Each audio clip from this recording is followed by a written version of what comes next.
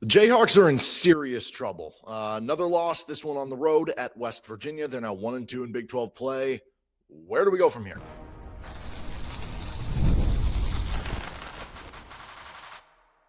You are Locked On Jayhawks, your daily podcast on the Kansas Jayhawks.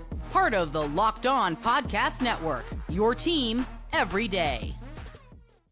What's going on? Derek Johnson here. This is Locked On Jayhawks. Thanks for making it your first listen every day. And thank you to everydayers catching each and every episode of the show. Thank you for making Locked On the #1 sports podcast network. On today's edition of LOJ, we're breaking down KU's loss at West Virginia. The road woes continue. The overall woes continue. Is Kansas low-key like kind of a bubble team to a certain extent? Like, I don't know, feels like a lot of work to be done, especially the start to the season against sub-top 40 teams in KenPom. So we're going to break it all down, what this all means, the major problems for KU game awards, and then we will get into actually because I think a lot of KU fans are having this reaction right now, and maybe it is a bit of an overreaction, but it is one of okay, do we just need to figure out a way for this team to continue the tournament streak and make it into the NCAA tournament? And so we're going to try to carve out a path of what could be realistic or what is leading to the pessimism or what they need to do to probably get at least to that point to extend the streak on. Today's episode of the show is brought to you by FanDuel. College football playoff is here. It's almost done. We got the Natty coming up, and FanDuel is the best place to get in on the action all playoff long. So visit FanDuel.com to get your college football playoff profit boosts every game day. All right, so let's start here. Kansas falls to West Virginia 86-75, and just the complete turnaround from Kansas being up 8 in the second half to losing by 11 is pretty remarkable.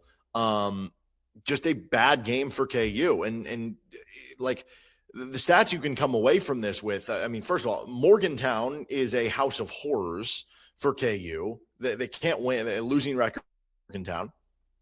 They've lost 3 straight games overall to West Virginia, and they've all come, I believe, with different coaches, come to think of it off the top of my head. And now KU is at a point where they are a miracle comeback against TCU from being 0-3 in Big 12 play. I think officially we would have to say right now, obviously they still have time to change this, but at this point in time right now, Kansas is not a very good basketball team. Because the 3 teams you have played, it's not like you opened up with Arizona, Iowa State, and Houston or something. You opened up with 3 teams who themselves are bubble teams for the NCAA tournament. And you have even winning one of the, Kansas has led for 36 minutes and 50 seconds over those 3 games. So about an average of a little over 12 minutes per game. They've been led, or they've been trailing for 75 minutes and 35 seconds. They've been trailing for more than double the amount of time they've been leading in their 3 games against basically 3 NCAA tournament bubble teams. So maybe Kansas is a bubble team too, right? Now, again, you would think that Kansas can put it together. We've seen some of the early non-con stuff, but I think what's scary is really the 2 previous seasons for Kansas. They looked good, had some big wins in the non-con, and then it did not carry over to conference play. It was almost like they were a team that they were a finished product and they never got better. If anything, regressed as the season went on. And now you're starting to wonder, is the same exact thing happening for KU? Have they regressed, or are they just not getting better from where they were earlier in the season? And I think that's the biggest scare here to me is this going to become the LSU Ben Simmons season? So if you remember Ben Simmons, his 1 year in college, put up unbelievable numbers for LSU, but it was kind of one of those odd things where it's why is he going to LSU at the time? I believe this was before Will Wade, and he put up, pretty monster stuff. He was a first team All-American, 19 points, 12 rebounds, 5 assists per game. And LSU ended up being a 19-14 team that didn't make it into the NCAA tournament. And I'm just sitting here is that going to be what happens here with Darryn Peterson in Kansas? I don't know. Again, maybe a bit of an overreaction, but when you look at the upcoming schedule, maybe it's not. So if we start with some of the biggest negatives from this game, I think in general, the defense, again, KU has given up 80-plus points in regulation for 3 consecutive games for the first time since 2017 to 2018. Now, that 2017-18 team was built on offense more than defense, so it was okay. They actually won 2 of the 3 games, and the one loss was to a Texas Tech team that made the Elite Eight. So, that was actually okay for that team. This team, that ain't their MO. That ain't how they're going to win games.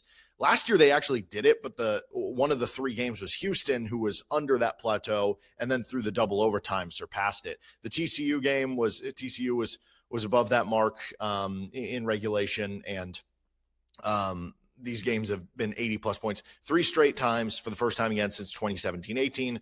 And you're not built to be like that. And just in general, like, there are issues for KU. When you have the two bigs on the floor, they're getting hunted in the mismatches and the switching. Like, I just don't know that it behooves KU to be that type of team right now. And then in general, like, they're giving up too many open threes. And it feels like even the times that they are having a good guard, like Honor Huff, the first three that he made, it's like, that was great defense, but he made the three anyway. And so it's just like a combination of things really plaguing KU right now. And actually their at the rim defense has still been pretty good. It's the other areas where they've really struggled. And then when you can't rely on, hey, even if your first shot defense is good, but you're giving up too many offensive rebounds and you're not forcing turnovers, they're going to get extra shots. They're going to get all the possessions they need to be a more efficient offense. This actually wound up being KU's least efficient defensive game of the season by points allowed per possession. The offensive hibernation, that's not something that's new. It feels like for the past, 4 years, we've seen Kansas have stretches where it's like once a game, they're going to have like a 5-minute stretch where they only score like 2 made free throws or something like that. And that happened at the worst possible time when you couldn't come back from what became a 16-0 run at one point for West Virginia. And it's almost like you almost start to question, like, what is the toughness here? And I don't know, like, I do think there are tough guys on KU's team. I don't want to take away from that, but is the collective, are there not enough tough guys that are making this happen? Is it just a bad run of play? That's kind of what we're trying to figure out here, right? But it's just it's tough when you get bullied on the boards. It's tough when you're, I don't know, not making other teams play poorly, not making other teams play bad. And that's tough when you're just getting worked down low. Every game KU is playing against a Power 4 level opponent, basically, is beating KU down low. And in this game, Flory and Bryson Tiller had a combined 12 points and 7 rebounds in 43 minutes. Like, you need more there. And actually, Tiller only played 14 minutes. He was a plus 11 in the game. Flory was a minus 18. I thought Tiller had his struggles, but I thought Tiller actually looked okay when he was the one big in there. When it was the two bigs, I think it was a problem. And then it was the one big with Flory. There were certainly some more struggles. And again, you keep looking at the other big man in a lot of these matchups that KU was playing, and the other big man is one of the ones going off. Like, I go back to Van Allen Lubin for NC State, just like kind of a jag, just a guy, and he had a big game against Kansas. I look at this one and I'm like, okay, Brendan Lorient is a good player. We highlighted him in our players to watch, but he was unstoppable for a while. He finished with 18 points, second on the team for West Virginia. Henry Vasar, very good player, but KU made him look like a lottery pick. Like, you just go down the list. This is happening far too often for KU, especially with a team that only has 3 big men. And we saw Paul Mbia in this game, but like, Paul Mbia is not a normal part of the rotation. So it's really a team with 2 big men. You don't have other options to go to, and you're not getting enough production from there right now. You're obviously not getting enough production from the bench either. Like, that's not something you can rely on if you're Kansas. And that's been a problem for KU, not getting anything from the bench for, really since the national title season. The national title season, you had Remy Martin and Mitch Lightfoot and Jalen Coleman-Lance you could trust off the bench. You could even sprinkle in Joe Yesufu. And since that point, you have not had a bench you can rely on. And even then, like, the bench from the title team, until Remy Martin was a part of it, like, sure, it was better than the past 4 years of benches, but until you had Remy Martin back, it wasn't as dynamic as it was with Remy Martin. So it just feels like that's been one of the biggest struggles with the roster build, has been finding quality depth that can help KU, at least to the level of, like, I'm not saying you got to be 10 deep, but it just feels like they haven't been able to find a consistent 6th or 7th man even over the last, run of years, right? But you're now 1-2 against what is supposed to be the easier part of your Big 12 schedule. Real quick, I should mention, I like to do biggest negatives, biggest positives here in this opening segment. Let me get the biggest positive out of the way. It's Trey White. He had another good game for KU. Unfortunately, he was 4 for 10 in the second half. The rest of the team, non-Trey White players in the second half, were 5 of 19, so that's bad. But anyway, this team has major problems. They have defensive problems, which is supposed to be their calling card. You don't know if they need to play too big or not too big. You don't know who to trust off the bench. They don't rebound consistently. They don't force turnovers. The offense comes and goes. Your best players in and out of the lineup for different reasons. It's a different team than the one a couple years ago. It's different stylistically. I still There's certain things I like better about watching it and, how it's been built to a certain standpoint. But like the results, regardless, are the same. KU has lost its power, and it just feels like I'm not sure when it's going to return to Lawrence. All right, let's continue on with our moments, plays, stats of the game. We'll get to our game balls, and then we'll get what is the path to the NCAA tournament for KU?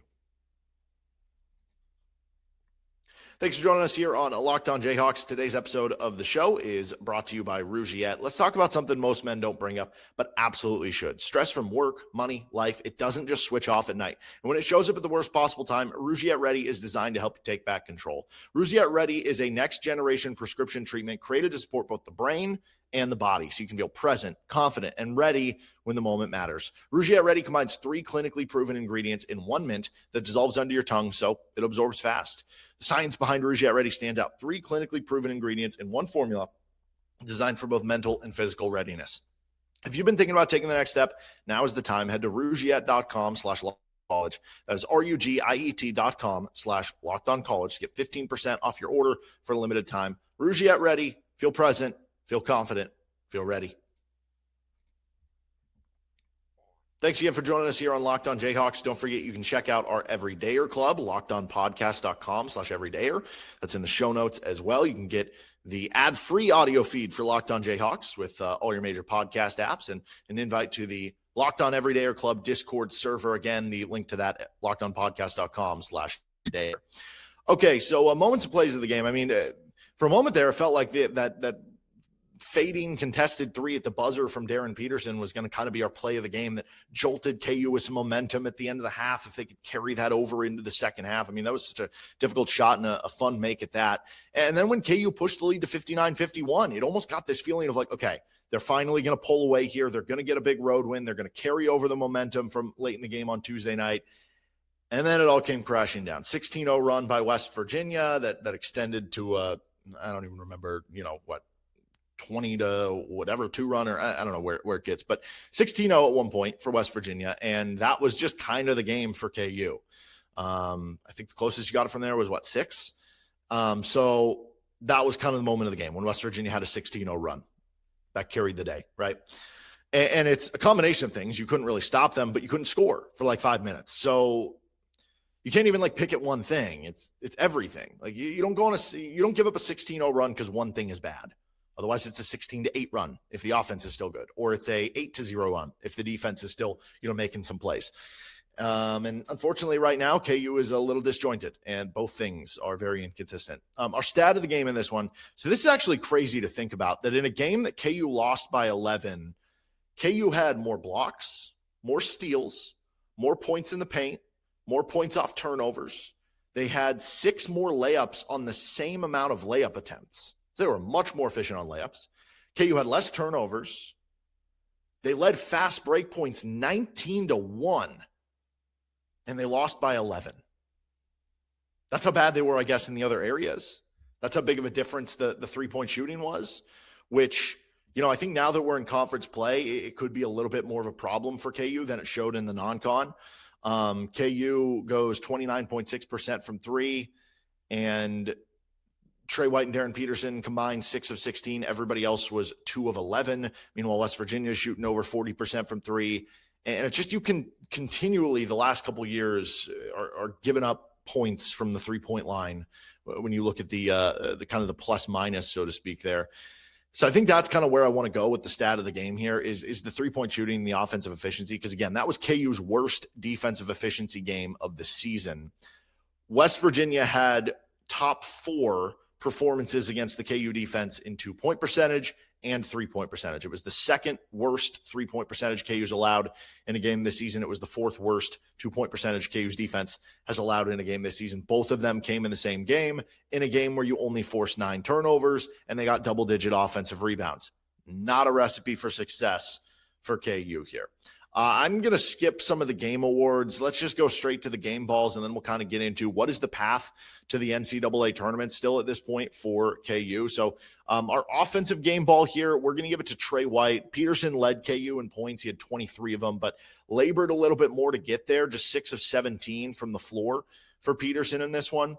Whereas with Trey White, a little more efficiency, 7 of 16, 18 points for the day. He also had 3 offensive rebounds, which was about a third of the output for KU. So he also played 38 minutes. So really was having to carry a big brunt there. So we're going to go Trey White as the offensive game ball for KU. Defensive game ball for KU. I mean, it's hard to, like, statistically, Flory had 4 blocks and a steal. Like, that should get it. But he was a minus 18. And I think some of the reason why is, and I don't even know if this is fault. Like, should KU not be a switching defense? Should they be running, I don't know, like a drop coverage or kind of a maybe you're switching 1 through 4 like they were doing when David McCormick was their 5 and he was good at kind of like hedging ball screens and getting paint. Is there something else that KU can be doing defensively? Because sometimes Flory or Tiller get switched onto a guard and, you know, they're being taken advantage of. And sometimes it's not even on ball. It's like off ball, but like that's not going to be suited to their game. So I don't know. I don't really want to give anybody a defensive game ball here for KU because this is the least efficient defensive game you've had in the season. So we're just not going to, which means I guess the overall game ball is going to go to Trey White as well. I guess I do want to give one game award. That would be the misleading award. The 8 points by Elmarco Jackson, if you're just looking at the box score, not totally a great indication of how he played, I would say, in this game. All right, let's finish up. Is KU in danger of missing the NCAA tournament for the first time since 1989? What is the path for the Jayhawks making it to March? That next. Today's episode of the show is brought to you by FanDuel. Well, we've got Wildcard Weekend going on. College Football Playoff title game is coming up, and FanDuel is giving all new customers even more ways to get in on the action every single game day in the playoffs. Because right now, every college and NFL playoff game day, FanDuel users get a profit boost waiting for them in the app. And here's what's awesome. You use the profit boost on the bets you already feel good about, right? You can build a parlay. You can take a shot on the underdog, ride with the favorite. Then you apply the profit boost. You go after even bigger winnings. And when you win, FanDuel pays you out instantly, which is perfect for playoff football. FanDuel is the best place to get into the action all playoff long. So visit FanDuel.com to get your college football playoff profit boosts every game day with FanDuel. Thanks again for joining us here on Locked On Jayhawks. Don't forget to check out Locked On College Football or Locked On College Basketball for your second listen every day as well. Okay, so the record now for KU is sitting at 11-6. Could you imagine if they lost the TCU game and they'd be 0-3 in Big 12 play? They'd be 10-7 overall. This would be even much more of a conversation. But here's part of the problem. So when you look at these 3 teams that you have lost to or very easily could have lost to in TCU, all of them are bubble NCAA tournament teams. Like on Torvik, UCF 46, TCU 41, West Virginia 47. Ken Palm has a couple of those a little bit lower.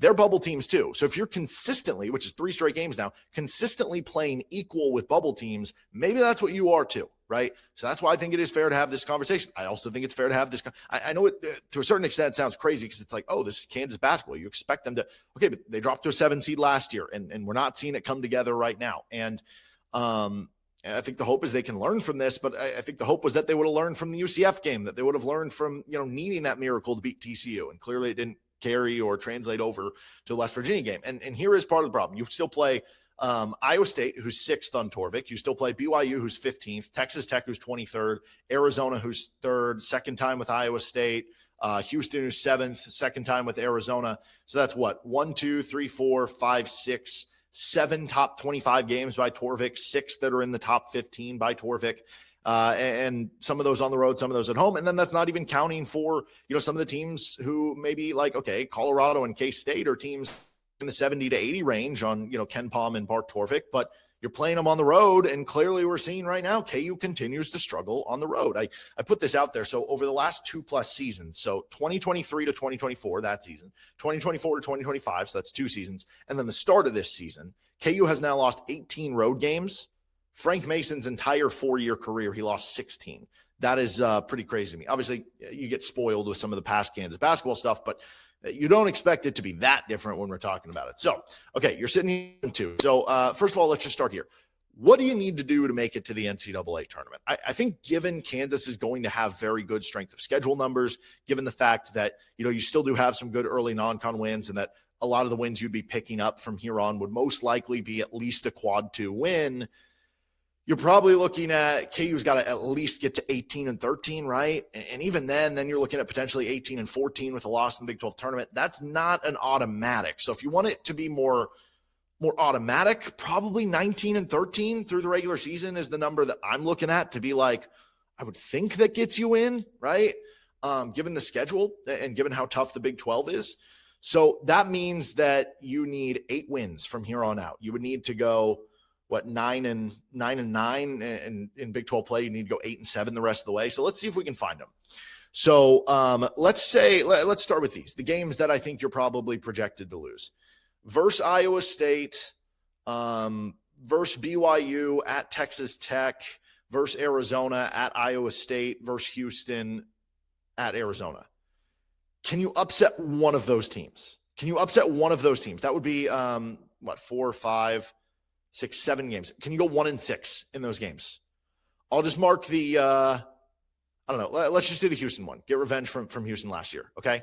There's a cool little tool you can use on Bart Torvik to predict all the games, see what the record is. Okay. So we're just going to say they only win one of those 7 games. They're 1-6 between the 2 games at Iowa State, the 2 games with Arizona, the game with BYU, the game at Texas Tech, and the game with Houston. So now, if you just go 1-6 in those games, can you take care of home against Baylor? Can you take care of home against Utah? Can you take care of home against Cincinnati and senior day against Kansas State? I'll give you 4 more wins. So now you have 5 more wins. Now you're sitting with 16 on the season. Where do you find the other 3? So you're at Arizona State. You're at Oklahoma State. Can you win one of those 2? Okay, now you're at 17 wins for the season. Then we're talking at Colorado and at Kansas State. Can you win one of those 2? Now you're at 18 wins. But that only gets you to 18. I just went through the full schedule. That gets you to 18. Like I said, that maybe it's good enough, but I think 19 you feel better about, 20 you feel like you're definitely in. And that was me maybe being a little pessimistic going through the schedule. Like realistically, instead of 1-6 versus all those good teams, could Kansas have it twice with some Allen Fieldhouse magic and go 2-5? Could they go 3-4? Yes, they absolutely could. And that would strengthen your resume too with the types of wins you have. But point being, especially this, if you do only go 1-6, or what if you go 0-7 against all those really good teams? Because we've not seen it from KU right now. And if you go 0-7 with all those, then you're looking at having to go 8-0 against every other team the rest of the way. Is that how the math works out? No, I guess you'd have to go 7-1. I don't know. Bad math off the top of my head. But point being, this is not a gimme. This is not a guarantee right now that this team is an NCAA tournament team. I still think when push comes to shove, they're going to at least figure it out to that. Have we lost the benefit of the doubt with KU basketball, right? Based on how these last couple of years have gone, based on how the start of Big 12 play has gone. Have we lost the benefit of the doubt here with KU? I think that's a very fair question to ask. And now all of a sudden, the Iowa State game on 2, this is horrible to have it this way. Iowa State is one of the best teams in the country, man. They are a juggernaut right now. They're 15-0. They're playing at home against Oklahoma State today. I haven't seen how that one's going or what it's going to end up as. But they're not just winning games; they're blowing everybody out. Let's see. I mean, they're blowing out the nobodies you would expect. The Mississippi State, that's top 100 team. They beat by 16. They beat St. John's by 1. They beat Creighton, who's in the top 50, by 18. They beat that Syracuse team that the KU beat handedly, but not by 31 like Iowa State did. They won at Purdue, so they're not going to be afraid of coming in down Fieldhouse. They won at Purdue by 23 points. They beat Iowa. They beat West Virginia, who KU just lost to, by 21 points. They beat Baylor by 10. This is a juggernaut. And now you're in a position where it's Tuesday night becomes the season almost. If you lose that game, it becomes a grind of, can you just make the NCAA tournament and keep the streak going? You beat Iowa State, you're not on track. At this point, you're not winning the conference or anything. If you beat Iowa State, you can get back on track to feeling okay, we can be a good team again. And that's unfortunately the hole that they've dropped down into. But this is kind of where we're at right now, especially if you do lose that Iowa State game, which at this point, you're going to be, a handful point underdog at home against Iowa State. It is crazy how the mighty have fallen here, to say the least, for KU. That'll do it for this episode of Locked On Jayhawks. You can find our show anywhere you get your podcast, including on our YouTube page, where you can like and subscribe to the show. See you next time, and check out all our commitment videos for football if you want a little good news right here with LOJ.